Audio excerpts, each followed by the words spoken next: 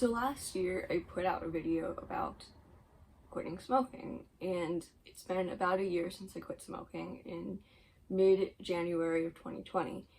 And so I kind of wanted to collect some of my thoughts and put that into a video for anyone who's about to quit, thinking of quitting, or maybe you're wondering why is it so hard, which is definitely a thought that I had before I started smoking. I was like, why is it such a big deal? Whatever. I want to start off this video by adding a few disclaimers that it's different for everyone and that can depend on how long you smoked for.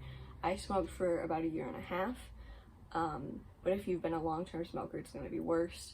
How much you smoked versus, like, for example, I smoked about 10 to 15 cigarettes max a day, usually less than that, versus if you're like a pack a day, 2 packs a day. I quit smoking the first week of my second semester of college, and I didn't really plan this. So to back up a little bit more, I'm 20, I'll turn 21 in May of 2021, so I was 19 when I quit smoking. And for those of you who live in the States, you know that Trump, I believe it was in early 2020, changed the federal smoking age from 18 to 21. And, you know, we can all have our opinions on that. Not going to get into that. But obviously that was difficult for people who were under 21 and smoked. So I didn't really plan this as well as I could have, but essentially what I did was I went and I got a couple cartons of my favorite cigarettes, which, not a favorite, but the ones that I used the most, which were Pall Mall Red Shorts, which Pall Mall Reds, or Pall Malls, I guess you guys know, like the working man cigarettes, because they're strong, but they're also cheap. So I got a bunch of those, I think like three cartons, which is 150. And that lasted me, you know, quite a while.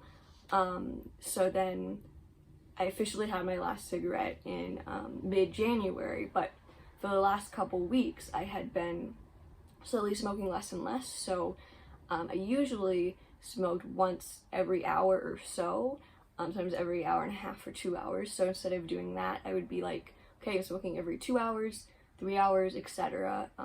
So that's how I kind of started to phase out.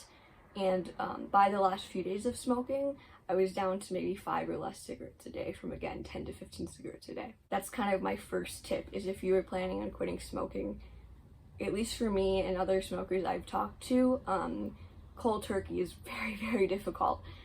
It's not what I would recommend. I want to go back even more, just a little bit, and say how I started smoking. I believe I said this in the other video, but I just want to restate it here. I have always been a very curious person, but I would like to think of myself as very cautious at the same time. However, I did make a mistake with cigarettes, of course, and I regret it. But I had found a pack of Camel menthols, literally like half a pack of Camel menthols, and I tried those and I was like, oh, I love those, right?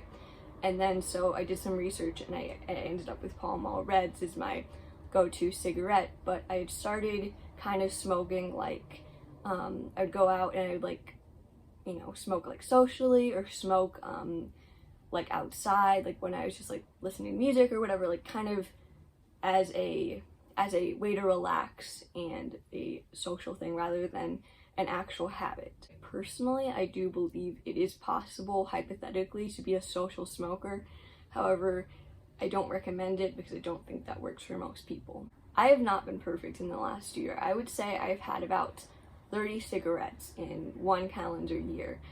You know, do I wish it was 0? Yes. I just wanted to share that bit of truth. Smoking for me played a big role in how I manage my mental health symptoms. And, you know, I've mentioned it before in several other videos. I have both anxiety and depression, not all that uncommon these days, especially with young people. And it was a way for me to manage those symptoms.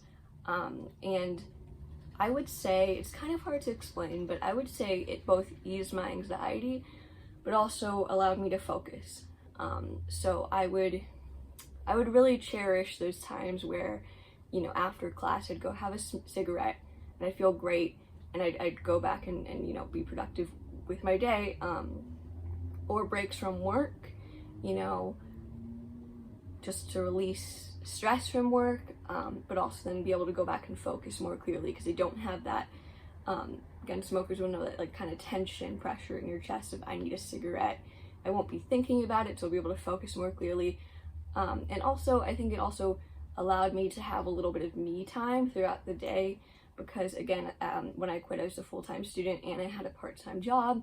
And so it allowed me to go think for like 5 minutes, just collect my thoughts. Sometimes I'd listen to music or a podcast and it'd just be kind of like my little, you know, breaks throughout the day. But the last things that I want to talk about are the physical and mental symptoms that I had while quitting. And I would say most people that I've talked to experience these symptoms just to different extents. So starting with physical symptoms, I would say they're the worst for about 2 weeks, which again, I've noticed is pretty common. So again, I mentioned that tightness in your chest, kind of pressure. For those who haven't smoked but maybe have had a panic attack or bad anxiety before, it's kind of like that. Not to the extent of I feel like I'm going to have a panic attack, but kind of like that anxiety that you have. So I did have some restlessness, you know, fidgeting and stuff, which, you know, it's never fun. I did have a bigger appetite. I didn't notice any like major weight gain or anything, but I know that some people do. So I had trouble concentrating and focusing just because, you know, nicotine is a stimulant and I wanted it. I did have some trouble sleeping. So I would say if you're planning on quitting, start going to bed earlier. If you really need it, maybe start taking some light sleeping aid. And then I would say that started to subside around 2 weeks, but it didn't just stop. It just kind of got less and less until it was gone. So the mental symptoms kind of tie in with the physical symptoms, of course. So I'd say increased anxiety, again, trouble concentrating. I would say, again, radical honesty, I definitely had worse depression, which I'm not really sure how that relates, but I did notice more depressive symptoms. And I would say mental symptoms definitely last longer than physical symptoms. And I would say physical symptoms got more manageable about maybe after a month. But mental symptoms will be kind of like a lifelong thing to some extent. Don't get me wrong. I think you'll always kind of crave a cigarette, even though you know it's bad for you and you're happy that you quit. You'll always kind of crave it. So I know that's not a happy place to stop, but I just want to say that if you're thinking of quitting, if you're in the process, if you have quit, I just want to know that you can do it.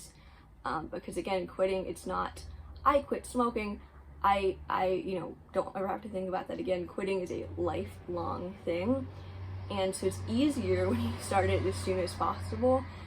And I know this is really easy for me to say because I'm young still. I quit after a year and a half. But if you're a lifelong smoker, please, I know you can do it. You can always reach out to me. There are support groups, there are resources online. Something for me that helped a lot was nicotine gum. I absolutely love nicotine gum. It helps me concentrate. It's wonderful. You can get some on Amazon in really big packages for pretty cheap. You can also get it at Walmart. It's super accessible. You do not have to be over 21. So again, you're loved, you're valued. Do not worry. I know you can do it, and I hope everyone is doing well. Bye.